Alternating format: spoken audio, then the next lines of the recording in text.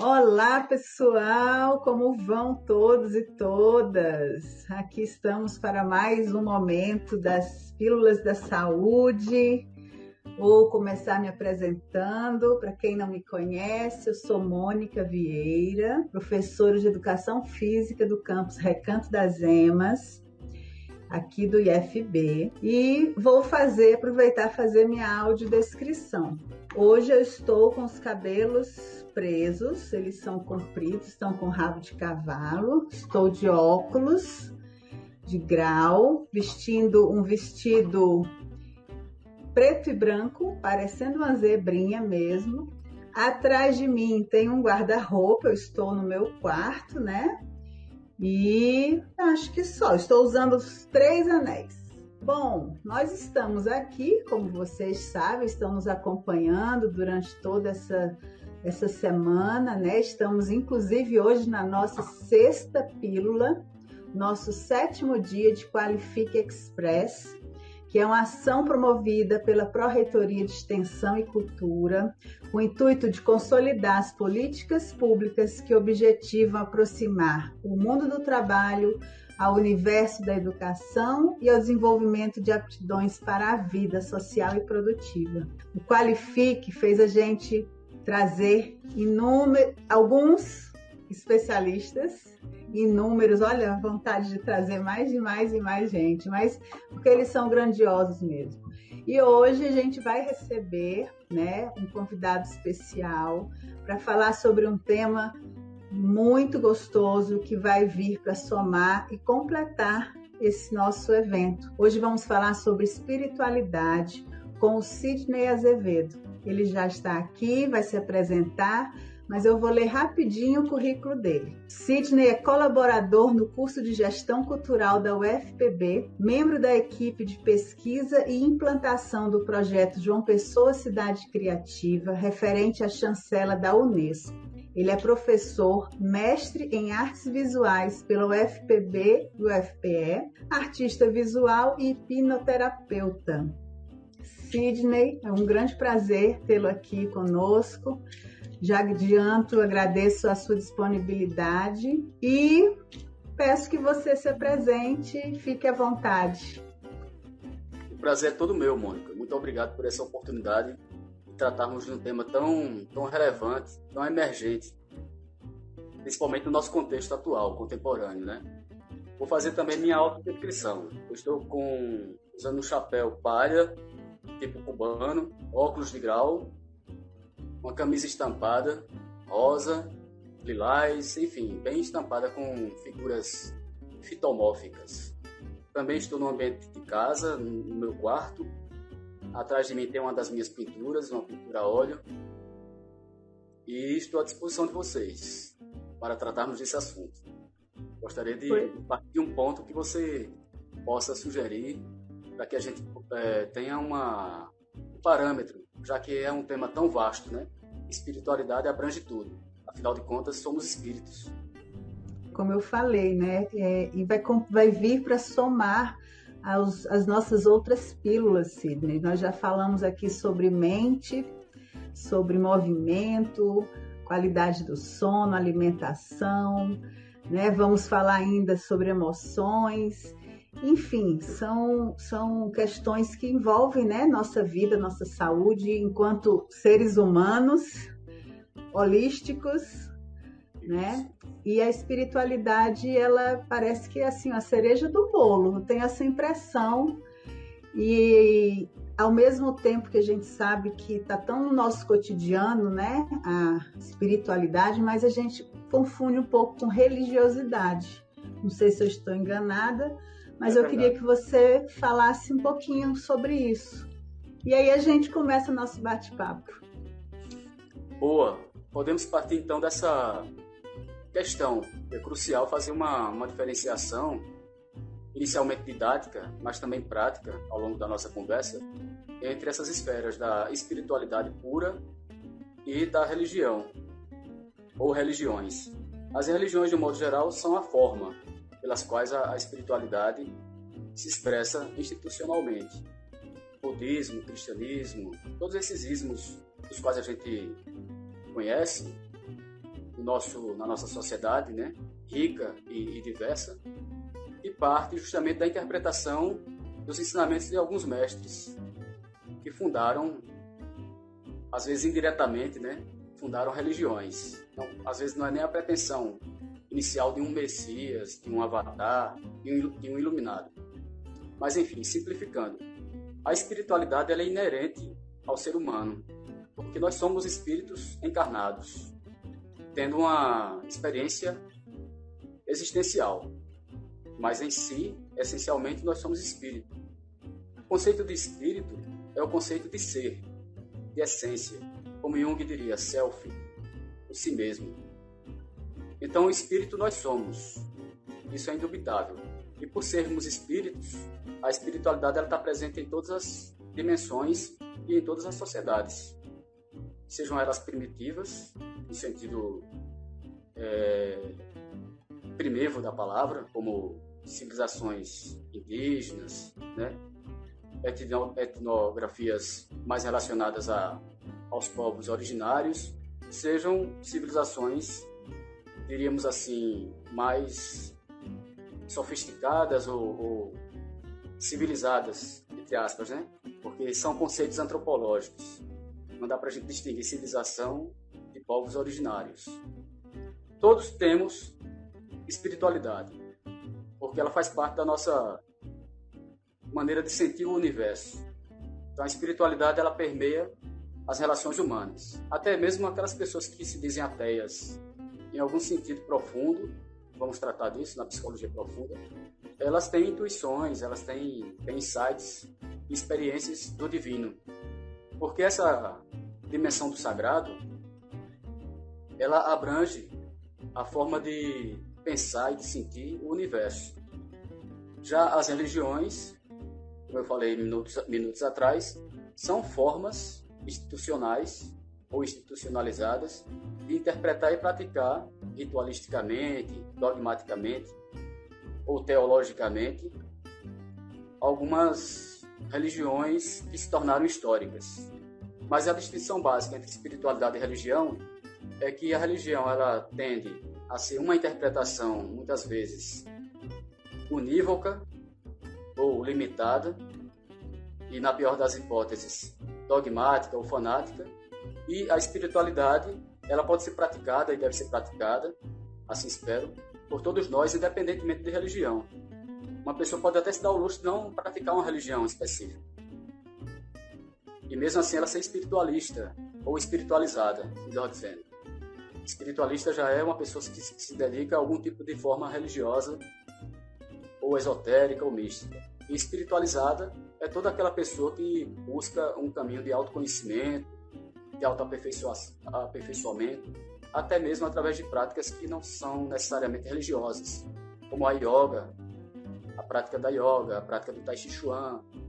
São práticas orientais que necessariamente não são formas religiosas em si mesmas, elas podem estar atreladas a alguma escola iniciática ou religiosa, como no caso da yoga, né, que é praticada muito no budismo, mas a prática em si conduz à experiência do sagrado, à experiência do divino.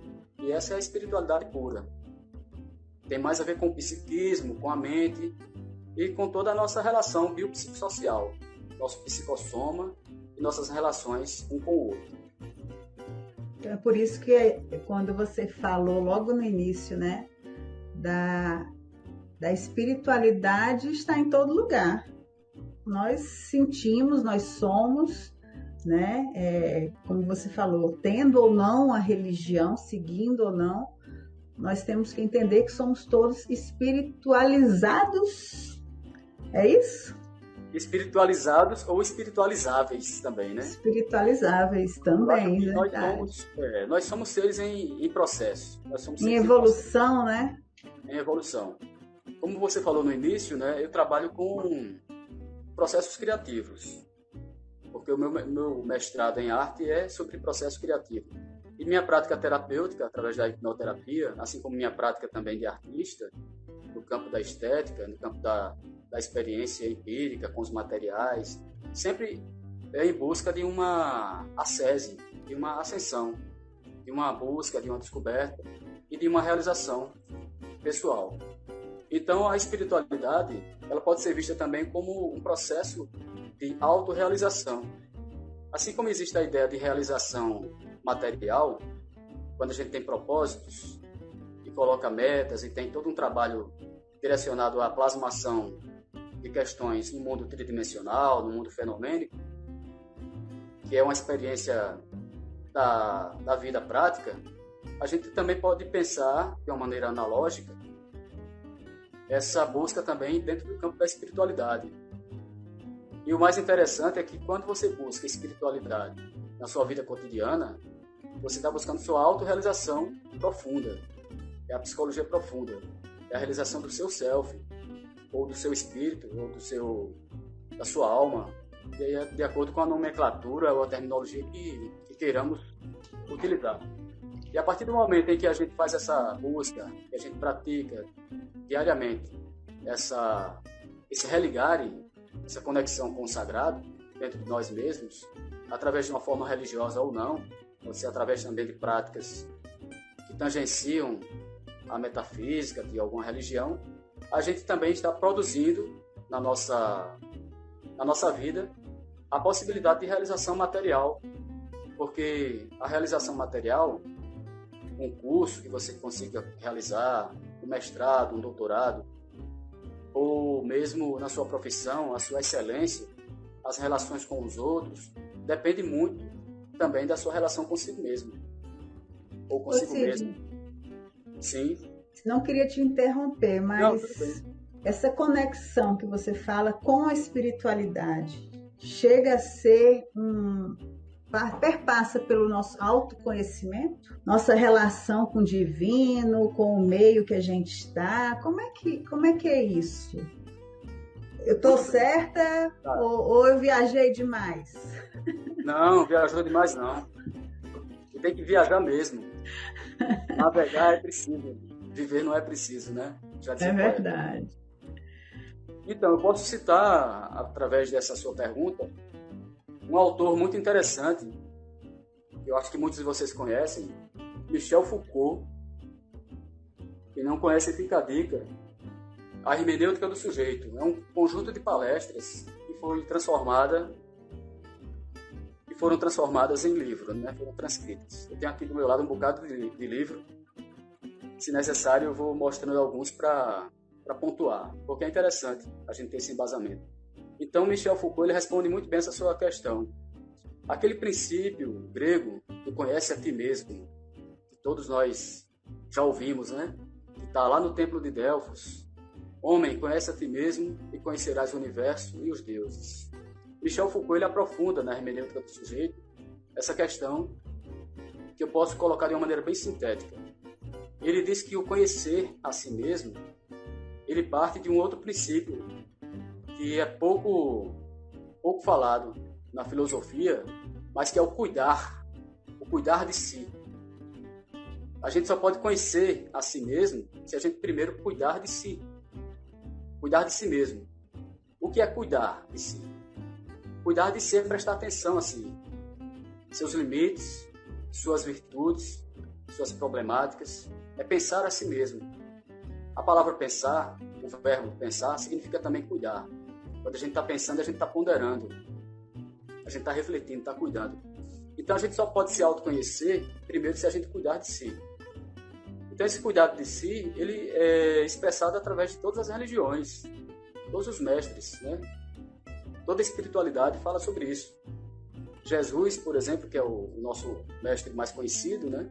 Porque nós fomos colonizados por europeus. Se a gente tivesse sido colonizado por hindus, seria diferente. Ou por árabes, também seria diferente. Mas Jesus ele diz que o reino dos céus está dentro de nós mesmos e não fora. O reino dos céus não é uma dimensão além, é uma dimensão imanente. Ele diz que a gente precisa cuidar disso, da lâmpada, né? Da chama, do fogo. Então a gente precisa aprender a cuidar de si mesmo. Isso é a espiritualidade, não é uma coisa abstrata. Cuidar de si mesmo é prestar atenção a si. Então, se a gente se auto-observa, a gente vai começar a se autoconhecer. O que é o autoconhecimento? O autoconhecimento é a gente saber das nossas limitações e também das nossas potencialidades. Sabendo dessas duas instâncias, ou dessas duas questões, limitações e potencialidades, a gente vai poder trabalhar as nossas limitações, talvez até transcendê-las, ressignificá-las, e a gente vai poder elevar ou atualizar as nossas potencialidades. Isso é o caminho da autorrealização profunda do ser. Isso é a espiritualidade prática. Dessa maneira a gente aprende a lidar consigo mesmo, que seria a inter-relação pessoal, interna, consigo mesmo, e a relação com o outro, a dimensão social da espiritualidade. Porque o cristianismo, desculpa, só para concluir o pensamento que me veio, o cristianismo, que hoje está tão deturpado, né, infelizmente, por religiões fanáticas, por isso que eu citei a questão do dogma e do fanatismo, na sua essência o cristianismo ele é social. Não vou dizer socialista para não suscitar paixões políticas, mas a prática cristã, se a gente se ater à interpretação real dos fatos, da mensagem da vida do Cristo, ela é totalmente voltada para a boa relação com o próximo. Tanto é que ele dizia que nós temos que fazer ao outro aquilo que nós queremos que o outro nos faça. Então, as pérolas que Jesus deixou são de uma ética, de uma moral e de um misticismo profundos e simples.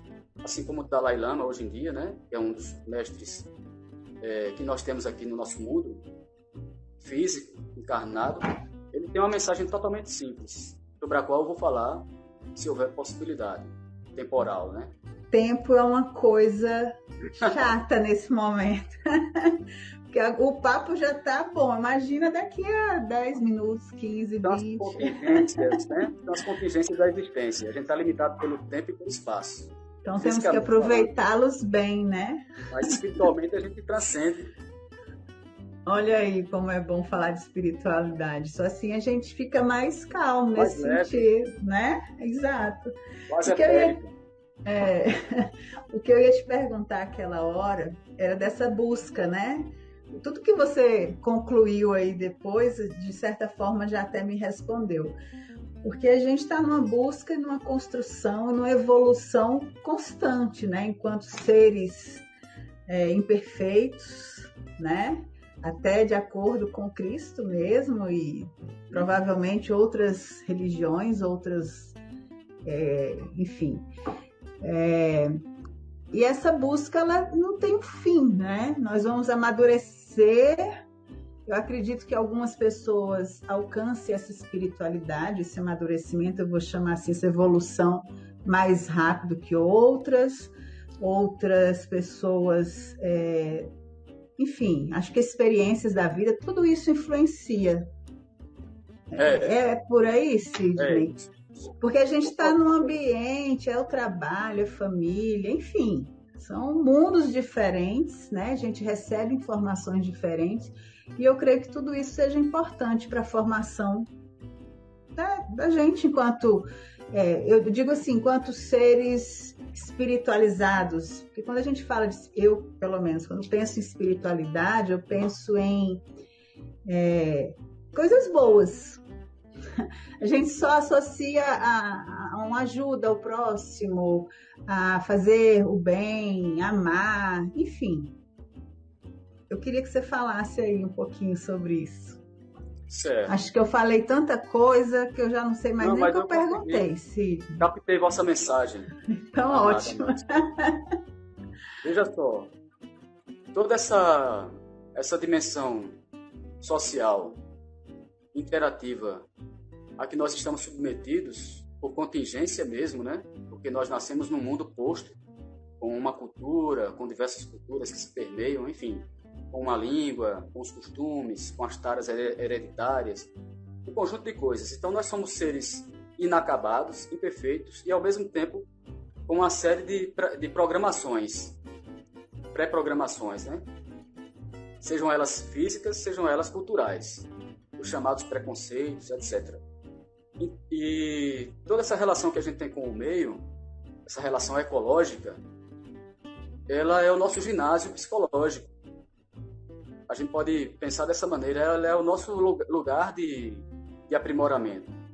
Não existe essa questão de, para nós sermos espiritualistas, a gente tem que se tornar recluso, ir para um mosteiro, ir para uma caverna. Não, a nossa caverna, o nosso mosteiro, o nosso claustro é no dia a dia. A gente precisa dessas adversidades. Quanto maiores as adversidades, melhores e maiores também são as oportunidades de autoconhecimento. A gente precisa do outro para a gente se espelhar.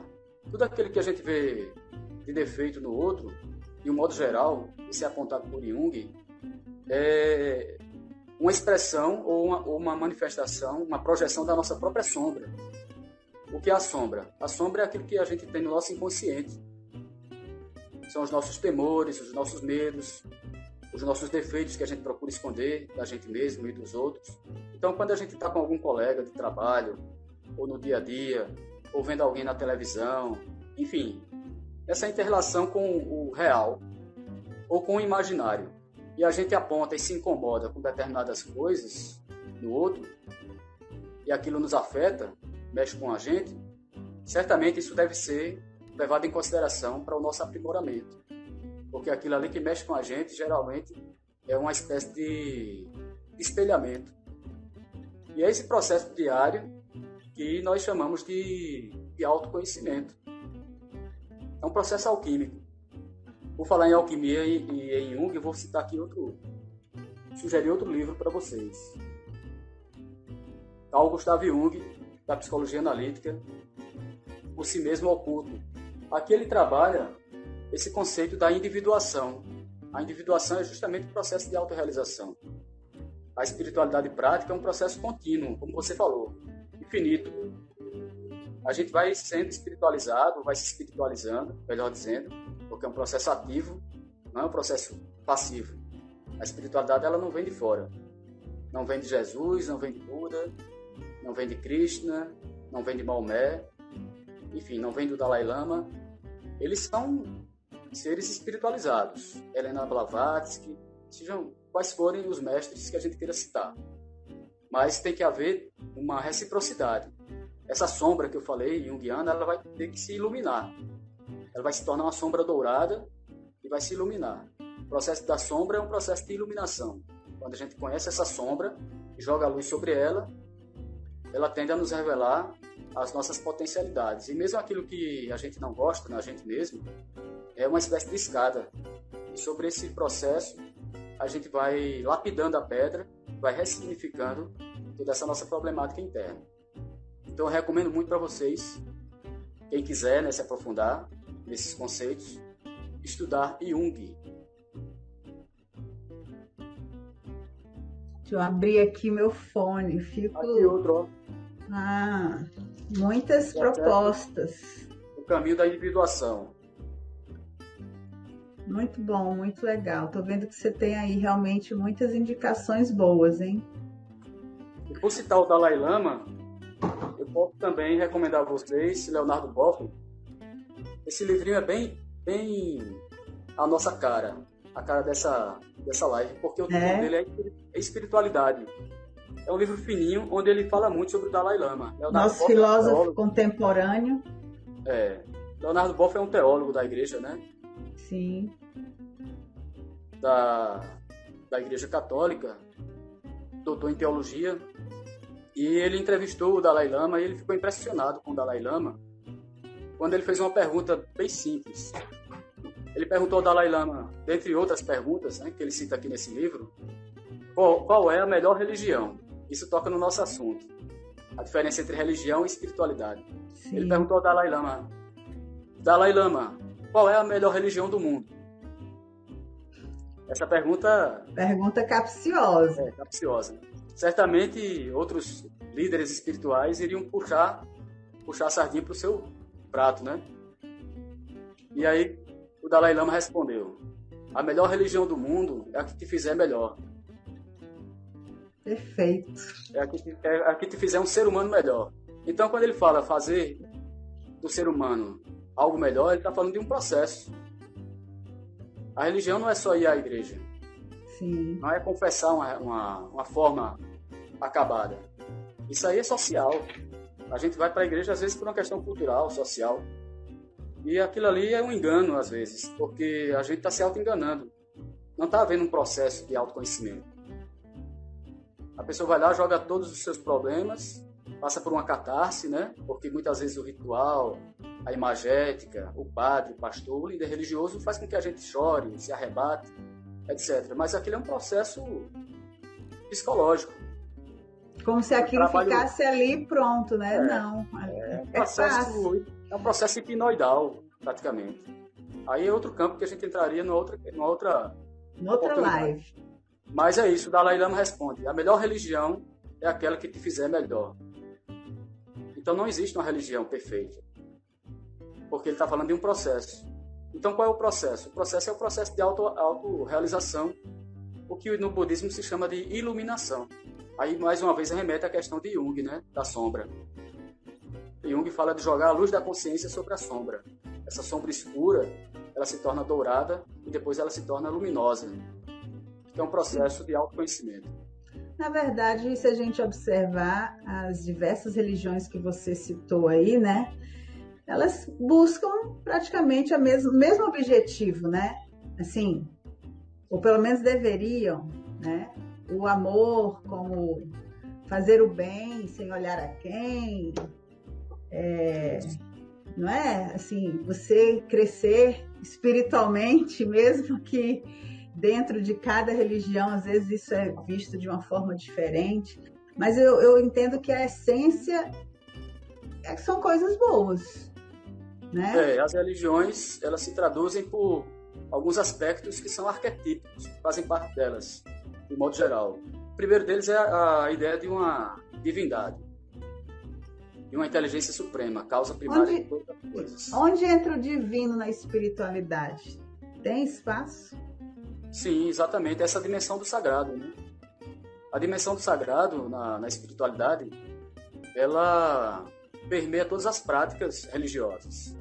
Por exemplo, nas religiões de matriz africana e nas religiões também indígenas, né? Como a Jurema, por exemplo, eles são praticamente panteístas. A Igreja Católica medieval também tem essa visão. O que é o panteísmo? É ver Deus em todas as coisas. Na planta, nos fenômenos da natureza, nos animais, numa pedra, no vento. Os gregos também, né? Todas as religiões primitivas antigas, elas têm essa concepção de que o sagrado está no nosso dia a dia. Mas aí com a escolástica e com toda a didática das religiões confessionais, se criou essa dicotomia entre matéria e espírito, entre vida cotidiana e vida além, pós-mortem, né? Isso é um engano, isso é uma forma didática de doutrinar as pessoas, porque na verdade a espiritualidade ela é isso que eu estou fazendo com você agora, é esse diálogo. Ao mesmo tempo que eu estou conversando com você, eu estou me auto-observando, procurando saber o que é que eu estou sentindo, onde é que eu estou errando, o que é que eu posso aprimorar. Então essa dimensão da divindade na espiritualidade, como eu falei para você, ela é assim o núcleo central das religiões. Aí a partir dessa ideia ou desse sentimento da divindade, do divino, se desdobram outros valores, como verdade, justiça, amor, sabedoria. Então todas essas virtudes que a gente elenca e que a gente busca, elas partem da ideia de um ser perfeito, né? Quando a gente fala de verdade, de justiça, de amor, de altruísmo, de bem-estar social, a gente está falando de parâmetros de perfeição. E essa perfeição ela tem que partir de uma ideia. Essa ideia de perfeição é a ideia de Deus. Então a gente imagina um Deus perfeito, onipresente, onipotente, onimisericordioso, e que nos propicia essa oportunidade de evolução. Por isso que a gente está sempre buscando. Perfeito, Sidney.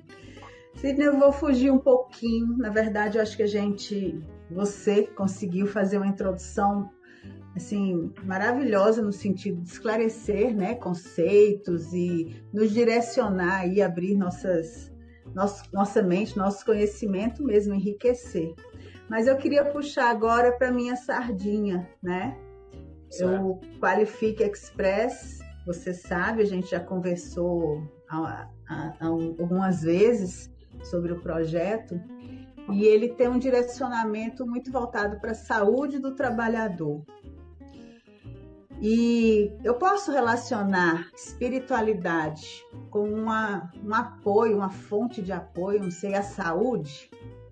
E aí eu entendo saúde e espiritualidade, uma união aí com corpo e mente. Como é que a gente pode, dessa mistura aí, te trazer aí um conhecimento, seu conhecimento para quem está nos ouvindo? Perfeito. Essa colocação. Antes de debulhar essa nova dimensão da fala, e a propósito, eu vou citar outro livro, O Ponto de Mutação, de Fritz Capra, que é autor também do Tal da Física. Tem tudo a ver com essa sua pergunta, porque aqui é onde ele introduz o pensamento holístico, e a reboque vieram outros pensadores que começaram a pensar todas as ciências e todas as práticas como uma unidade. Ele traz justamente essa reflexão, na verdade uma propositura de que a espiritualidade, o processo de autoconhecimento, ele deve ser prático. Assim como o Dalai Lama também fala, né? Que a religião que não tenha uma praxis, que não tenha um resultado social, ela é infértil, ela é inútil, na verdade, ela é um engano. Então, no nosso campo de trabalho, no nosso dia a dia, como professores, como alunos, enfim, nas diversas e múltiplas facetas, né, do dia a dia, nós podemos e devemos aplicar os conceitos da espiritualidade, a filosofia, a forma religiosa que a gente pratica, seja ela qual for. Se a gente é cristão, se a gente é de matriz cristã, a gente deve procurar no nosso dia a dia realmente colocar em prática, experimentar. A experiência do sagrado no dia a dia é uma experiência que traz realmente um sabor. Sabedoria significa saborear, né? Do latim, sapere, saborear. Traz um sabor específico quando a gente experimenta realmente, na prática, um ensinamento. Então, a questão da saúde está totalmente relacionada a essa verticalidade, essa relação com o sagrado. Porque se a gente está se autoconhecendo, se a gente está se aprimorando, se a gente está buscando sempre o melhor, a melhor versão da gente mesmo, comportamental, cognitiva, emotiva, volitiva, na nossa interação com o meio, a gente está justamente dando vazão ou fluência a esse processo de autocura. Posso até, por exemplo,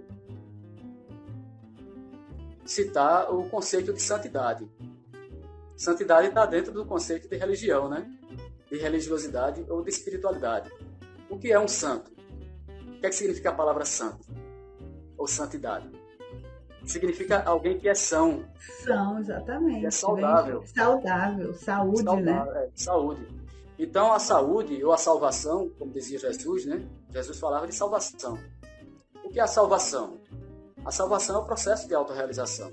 É quando a gente atinge a santidade. O que é a santidade?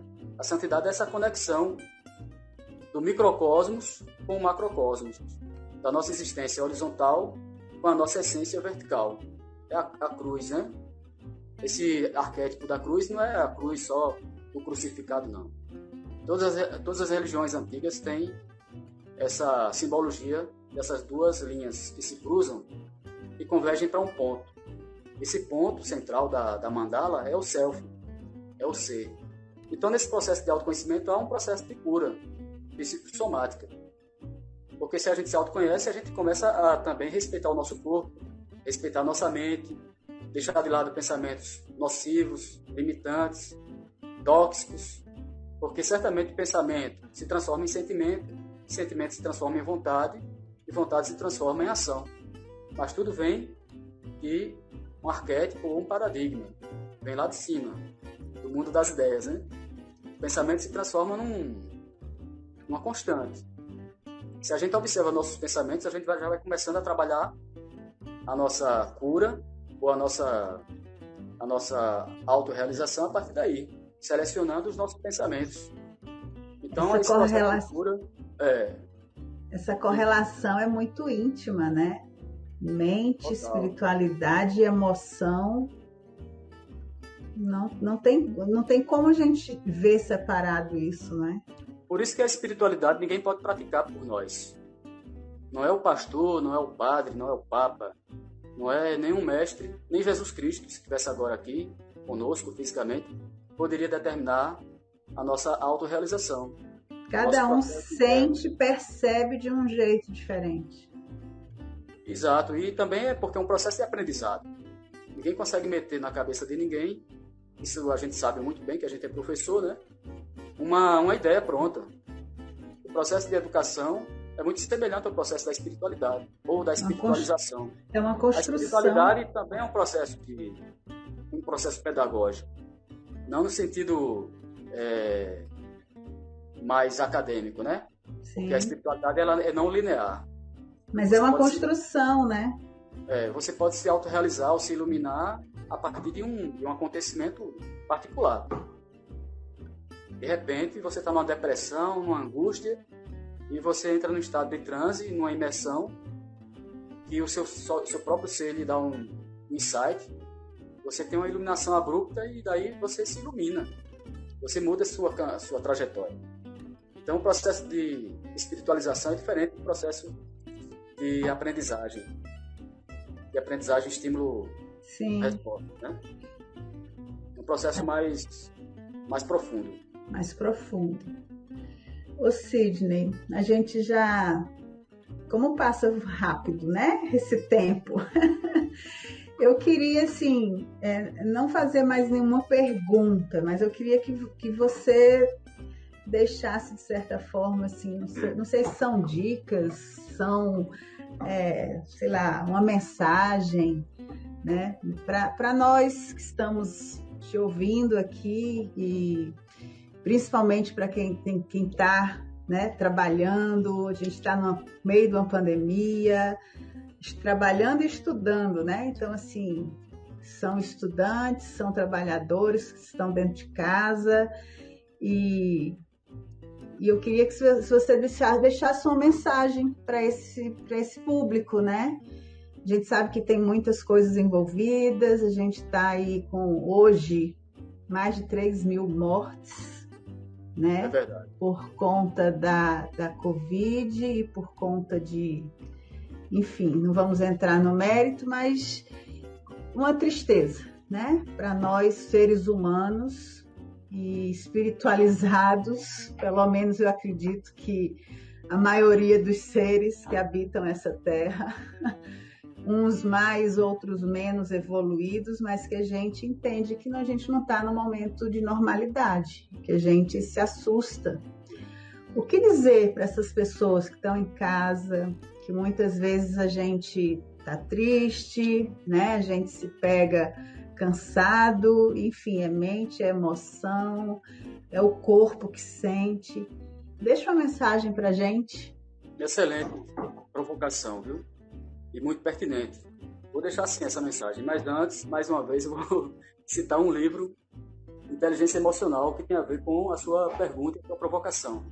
Esse livro do Daniel Goleman é dos anos 90, é um best-seller. Depois dele veio a Inteligência Espiritual, que aí, se eu fosse me aprofundar, que é da Dana Zohar, a física quântica.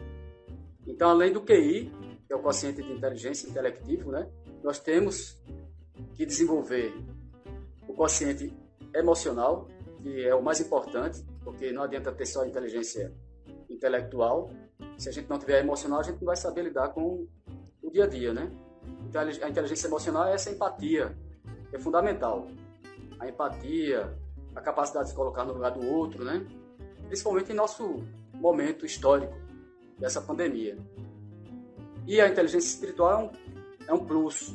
A inteligência espiritual aí já é uma outra dimensão bastante elevada. Eu posso, dentro dessa mensagem, conseguir sintetizar. Que é da Dana Zohar, tá bom? Quem quiser procurar, Dana Zohar é uma física quântica. Então, dentro dessa pandemia, nós nos vemos diante de um novo paradigma. Nós não vamos voltar ao normal. A gente escuta muito na mídia, nas grandes mídias, né? Esse conceito que está banalizado de novo normal. Quando é que vamos voltar ao novo normal? É até caricato isso. Porque o que seria o novo normal? O que é o normal? Eu acho que a gente não deve voltar ao normal. Eu acho que a gente tem que dar um passo adiante, um salto. Já que eu citei a física quântica, né? Um salto quântico. Sai de uma eletrosfera para outra. É uma transmutação mesmo. Seria uma transvalorização do humano. Do super-humano. Temos que aproveitar isso para melhorar em alguma coisa. Exatamente. Né? Em tudo. Então a gente não deve voltar ao normal. A gente deve buscar o extraordinário. O supranormal. Porque o normal não deu certo. A gente precisa rever todos os nossos conceitos de relação com a natureza, de relação com o outro, de relação com o trabalho, as questões políticas, as questões institucionais, tudo tem que ser revisto. Então, como a gente falou no comecinho da live, quanto maior a diversidade, maior a oportunidade de nos autoconhecermos e de nos autotransformarmos.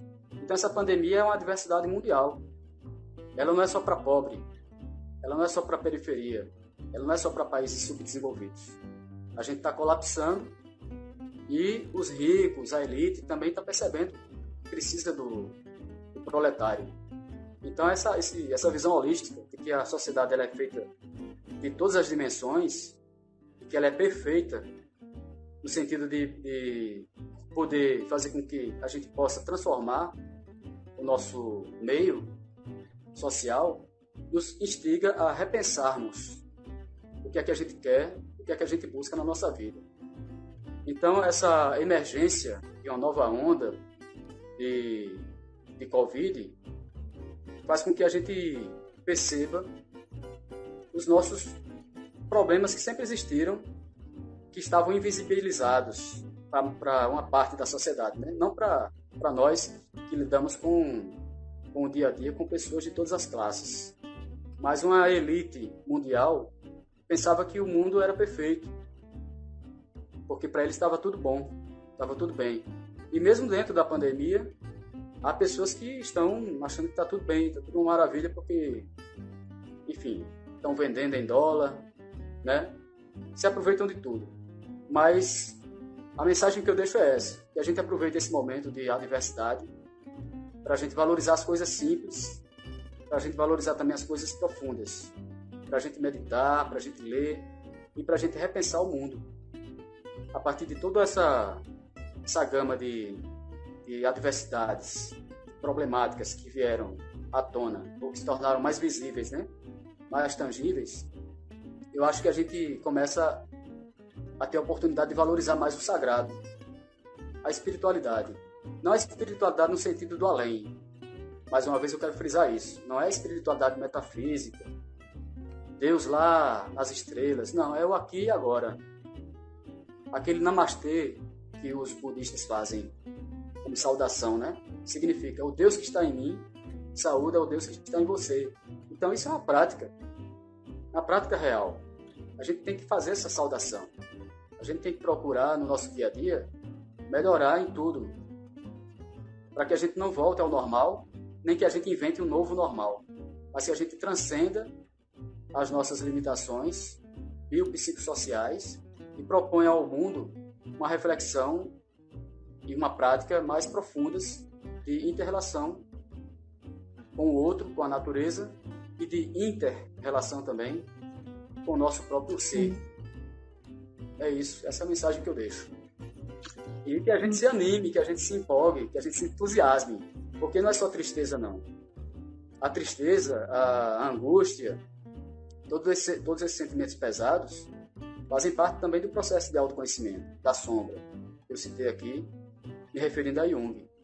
Então, o caminho da espiritualidade não é só um caminho reto, de luz. É um caminho tortuoso, um caminho difícil, de superação, de transformação. Mas também é um caminho de êxtase, é um caminho de regozijo, é um caminho de muita alegria, de muita felicidade. Porque toda vez que a gente transcende, que a gente se supera, que a gente descobre algo novo, e que a gente pode ajudar o próximo, e que a gente se alegra com isso, isso não tem preço. Essa experiência do sagrado, ela é transcendente. Não pode ser comprada. Não pode ser comprada nem pode ser vendida. Ela tem que ser experimentada. Eu espero que esse seja o nosso mundo extraordinário. Um mundo bem melhor. A partir desse ano que vem e assim por diante. Que essa pandemia nos desperte a consciência. Perfeito, Sidney. Essa sua mensagem realmente fechou com chave de ouro. De certa forma, você em dois minutos, você fez um apanhado aí da nossa live de uma forma riquíssima, porque o que somos nós, né? O que seremos nós se a gente não olhar para dentro, se a gente não aprender com os erros, se a gente não valorizar quem está ao nosso lado? Enfim, são erros, acertos. A gente está num caminho, né, em busca de melhorar, e essa busca vai influenciar em tudo que está ao nosso redor. Enfim, eu gosto muito da palavra de evolução, né? A gente evolui, a gente amadurece enquanto seres, enquanto pessoas, seja em casa, seja no trabalho, enfim, onde a gente tiver a oportunidade, né, de melhorar e de mostrar e de ajudar, como você falou, né? Ser algo positivo, de levar também algo positivo, né? É isso, eu te agradeço demais. Foi muito boa, eu tinha certeza que seria muito gostosa a nossa live. Infelizmente, a gente não tem muito tempo, né? Mas fica aí esse recado, esse conhecimento todo que você passou para a gente, e todas essas indicações de livros, tenho certeza que vai chamar a atenção aí de muitos que estão nos vendo agora. Eu que agradeço, muito. Eu queria citar só uma frase. Fica à vontade. Jung, eu falo muito de Jung porque foi um dos meus teóricos da dissertação do mestrado. Ele diz o seguinte: quem olha para dentro, desperta. Quem olha para fora, sonha. Então esse caminho da espiritualidade é um caminho de revolução mesmo. Você citou a evolução, né, que é um conceito bem mais próximo do nosso entendimento, evoluir espiritualmente. Mas às vezes a espiritualidade, ou essa mudança, ela é mais um processo de revolução mesmo.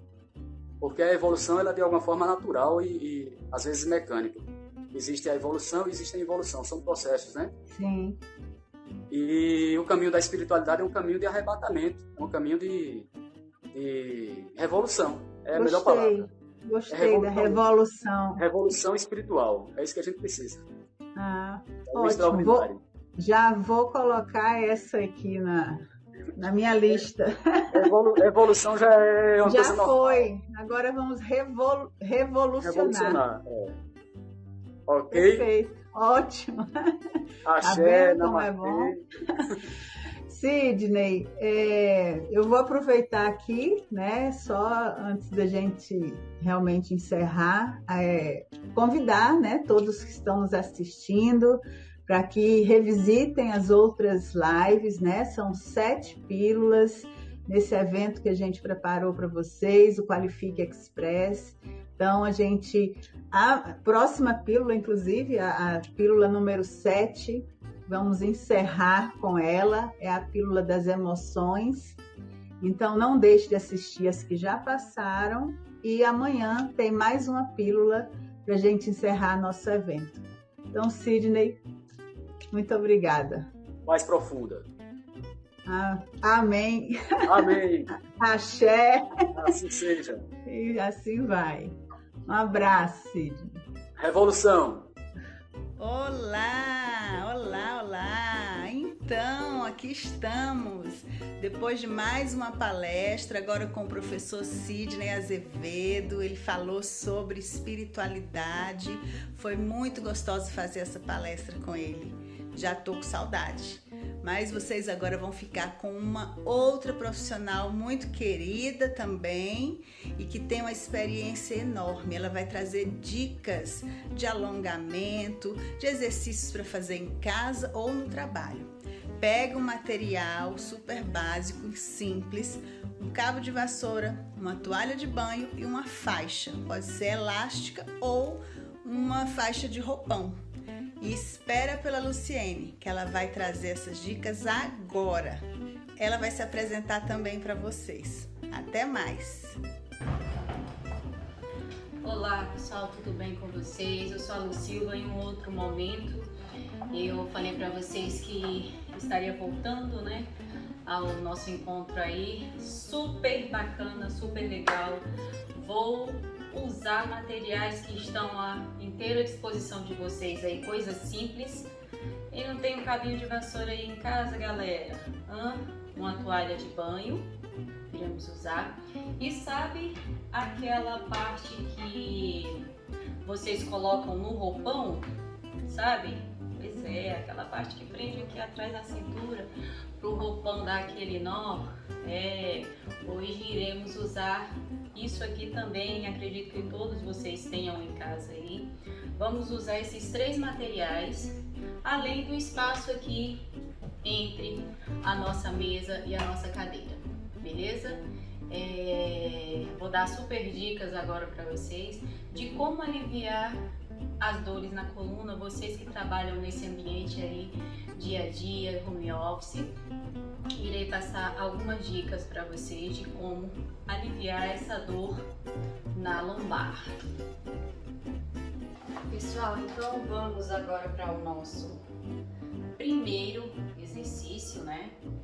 Onde eu vou tentar alongar bastante agora a minha lombar. Lembrando que esses exercícios também é de prevenção, tá? São exercícios preventivos, né? Se você não tem dor na lombar, vamos fazer para prevenir, tá? Eu vou colocar as minhas 2 mãos na mesa, né? Olha a minha coluna retinha. Eu vou empurrar a minha cadeira. Professora, minha cadeira não tem rodinha. Não tem problema. Segurou, empurra, deixa a cadeira lá atrás. Digamos que não tem rodinha, deixa lá atrás a cadeira e joga os braços à frente, ó. Vai jogar, vai empurrar, vai empurrar, vai empurrar. Tá vendo? Eu tô jogando. E eu vou descendo, descendo, descendo, descendo e empurrando de uma forma que a minha coluna fique bem alongada, os meus braços também, ok? Vai ficar nessa posição de 20 a 30 segundos. Professora, eu consigo ficar 15 segundos. Vai ficar 15 segundos, tá? Dentro, lembrando sempre que é dentro do limite de vocês, tá bom? Vamos para o segundo exercício. Lembram do primeiro?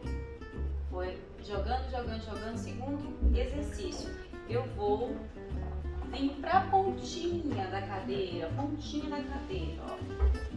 da cadeira, e vou semiflexionar o joelho e esticar o outro. Vou passar aqui para melhor visualizar. Semiflexiona um e estica o outro e vai descer dessa forma, para não ter problemas futuros. Machuquei a professora. Não ensine errado. Se vocês seguirem direitinho, passo a passo, vocês vão sentir uma melhor desenvoltura na execução do movimento. Vamos lá? Eu vou descer, ó. Vou juntar aqui, a gente vai ganhar o que aqui? Amplitude, alongar essa parte de trás da coxa, trazendo aqui, porque às vezes você tá com uma dor radiando da coluna, radiando para a coxa, não sabe o que é.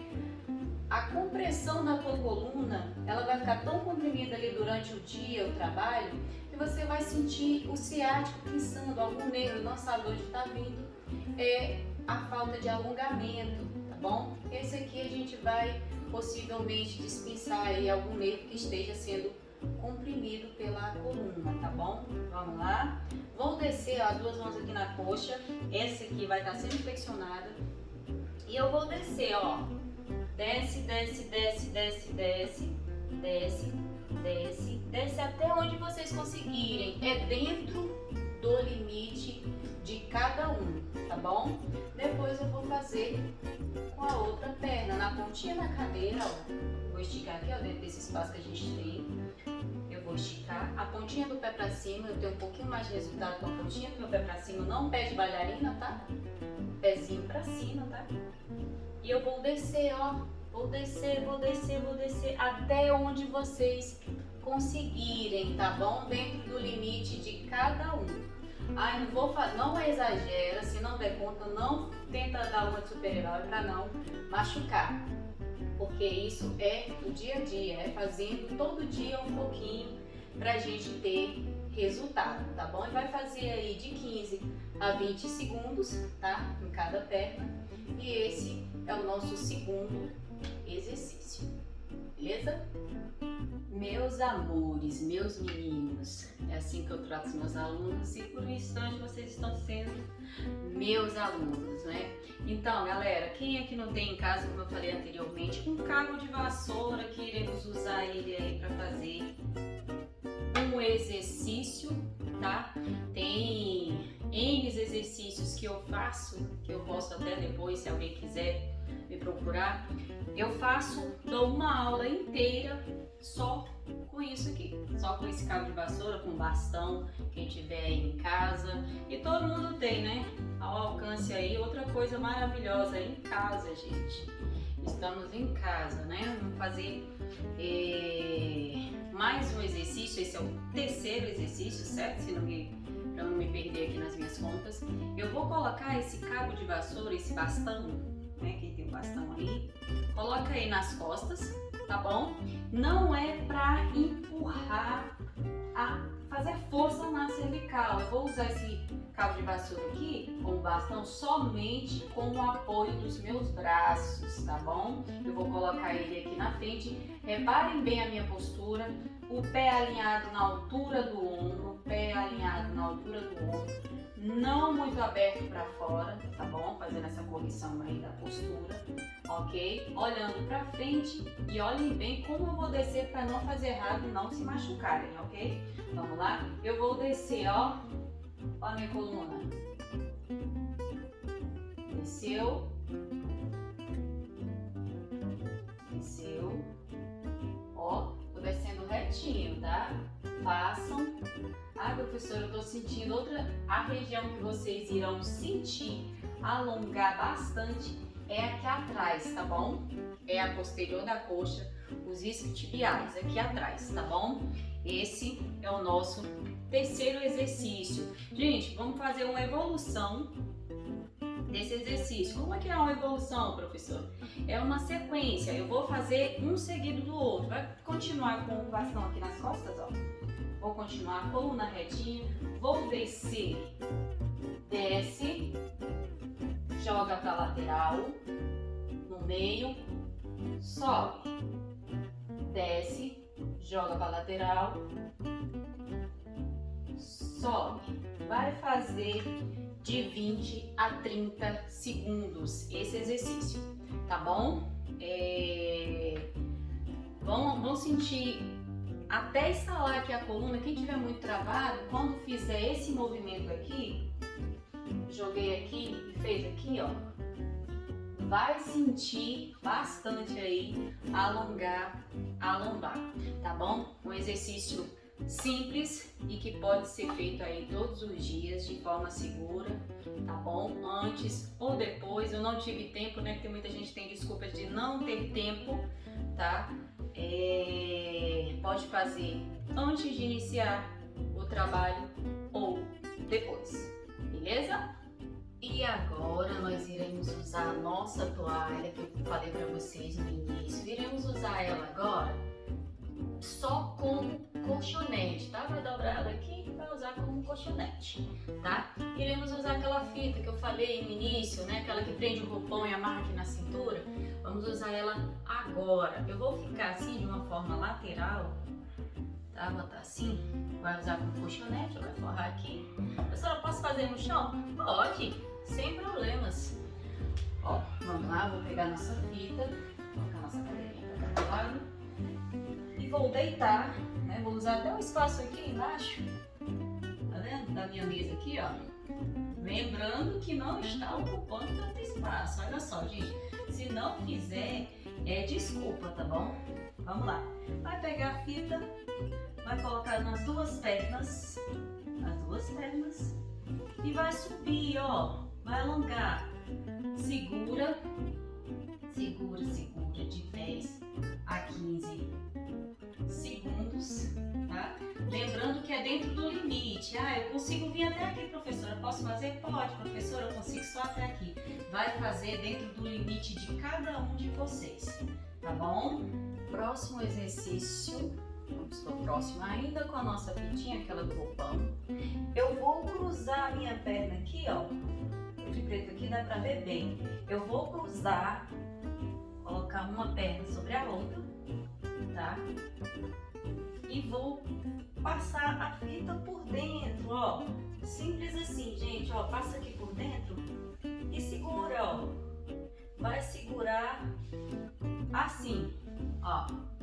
Tá? Vai puxar em direção no peito, tá bom? De 10 a 15 segundos, beleza? Pezinho pra cima pra ativar. Não um pezinho de bailarina, eu quero o pezinho assim, ó, pra cima. E faz com a outra. Passa aqui por dentro, ó. Vai passar por dentro e vai puxar. Nossa! Nem sabia, professora, a utilidade maravilhosa, além de prender o robô na cintura. Não imaginava, né, gente? Eu sei. E vai ficar de 10 a 15 segundos, ok? Isso dentro do limite de cada um de vocês. Gente, não vão extrapolar para não se machucarem, tá bom? Preciso que vocês façam mais vezes e continuem o trabalho de vocês agora de uma forma melhor, com mais saúde e mais qualidade de vida, beleza? Mais uma vez iremos utilizar nossa toalhinha. Esse aqui é um clássico, eu digo um clássico para vocês porque eu realmente melhorei a saúde de alguns alunos meus com essa técnica, tá? Que é da toalhinha, que eu chamo uma técnica porque realmente funciona, gente. Tem embasamento científico, tá? Então, tudo que tem embasamento científico tem mais credibilidade, então funciona, eu garanto pra vocês. No início vai sentir desconforto, quem estiver com muita dor na coluna vai sentir desconforto, quem não tiver vai relaxar mais ainda, tá? Mas a ideia desse exercício agora, dessa dica, é você descomprimir a sua coluna, a sua lombar por inteiro, tá? Então, eu vou um passo a passo aqui dizer pra vocês como é que é. No início, como eu falei, vai sentir desconforto, mas depois você vai querer sair de cima de tão relaxado e tão alongado que a sua coluna vai estar no final desse exercício com essa toalhinha que todo mundo tem em casa, ok? Vamos lá? Pra pegar a toalha, gente, ó, simples, toalha de banho. Vou dobrar uma vez e só. Dobrei uma vez, vou enrolar ela aqui, ó, no formato cilíndrico, né, de uma forma que ela fique em formato cilíndrico, tá? E fique durinha, tá? Ela vai ficar bem durinha porque a gente tá dobrando ela bastante aqui, ó. Olha só como é que ficou a minha toalha, olha só como é que ficou o formato cilíndrico, ok? Certo? E eu vou colocar essa toalha e vou deitar em cima, da toalha, ó. Coloquei ela aqui, tá durinha, tá no formato cilíndrico. Vai fazer isso aqui com a sua coluna, vai expandir, entendeu? De uma forma que você venha sentir alívio aí, praticamente imediato, das dores na coluna. Vamos lá? Vou deitar? Gente, presta atenção para não deitar, não fazer errado, tá bom? É dentro do limite. Professor, eu sinto muita dor, no início dói. Vai ficar pouco tempo, vai ficar de 20 a 30 segundos em cima dessa toalha. Professor, eu consigo ficar 15, fica 15, tá bom? Dentro do limite de vocês, eu venho me repetindo ao longo das dicas, tá? Que é dentro do limite de cada um, ok? Vamos lá? Vou deitar. Lembrem-se de deixar o espaço aqui. Eu encontrei o finalzinho da minha coluna aqui, o meu cóccix, eu vou deitar. E eu deito retinho, ó. Vou ficar nessa posição até eu conseguir relaxar. Essa é a posição. Vai ter medo, vai sentir desconforto no início, mas depois vai me agradecer, hein, galera? Lembra aí de me agradecer depois. Ó, depois que eu estiver bem relaxada em cima da toalhinha, eu vou descer as minhas 2 pernas. Desce. Sempre flexiona uma, segura. Sempre flexiona a outra, de 20 a 30 segundos, inspirando e expirando, fazendo essa troca gasosa aí bem devagar, bem relaxado mesmo, tá? Solta bem essa musculatura da coluna aí, tá? Tem os músculos aí também. Relaxa, relaxa. Lembrando, na hora de descer, tá? Vai descer assim, galera, ó. Vai descer, não faça movimento brusco, porque a coluna não é brincadeira. Tem gente que trava e para destravar não é fácil, tá? E vai descer e vai tirar levemente aqui, ó. Tirei, tirei, tirei. Se quiser ficar um pouquinho deitado aí no chão, não tem problema. E essa foi a super dica da toalhinha. E eu falo da toalhinha, o pessoal até brinca, né? Pois é, todo mundo tem em casa, simples assim. E é isso, pessoal. Espero que vocês tenham gostado, né, das minhas dicas. Se precisar de mais alguma informação, tem os meus contatos aí no final da aula, a professora Mônica, né, que é a anfitriã aí do nosso projeto, né, desse projeto aí onde ela é a mentora, né. E é isso, pessoal. Fiquem com Deus. Se precisar de mais alguma orientação, mais alguma dica, tô aqui, tá? À disposição de vocês. Fiquem com Deus. Forte abraço. Fui!